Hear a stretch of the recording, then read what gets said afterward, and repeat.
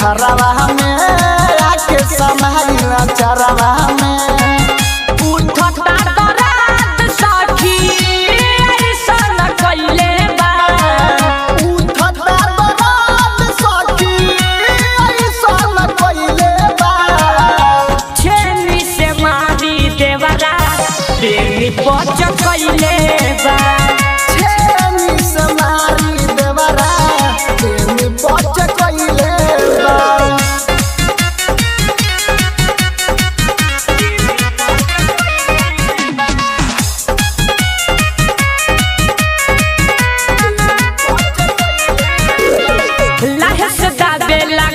ए सखी लागे कि हरे भातार रे ए सखी लागे कि हरे भातार लाहे से दाबे लागल कसार रे ए सखी लागे कि हरे भातार रे ढोरी के ओरिया के उचनी चकइले बा ढोरी के ओरिया के उचनी चकइले बा छेनी से मारी देवरा बेनी पच कइले बा छेनी से मारी देवरा बेनी पच कइले बा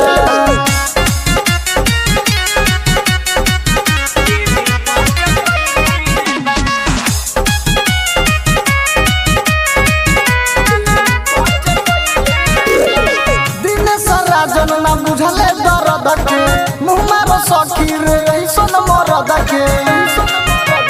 हो रे दादा दिन मनोहर ना बुझले दरद के मुमारो सखी रे ऐसन मरद के मन तू देवार तुनु गाला लाल कइले बा देवरा यो मोर लाल गाला लाल कइले बा छेनी से मारी देवरा बेनी पच कइले बा छेनी से मारी देवरा बेनी पच कइले बा रत रहले भातार नाही घरवा में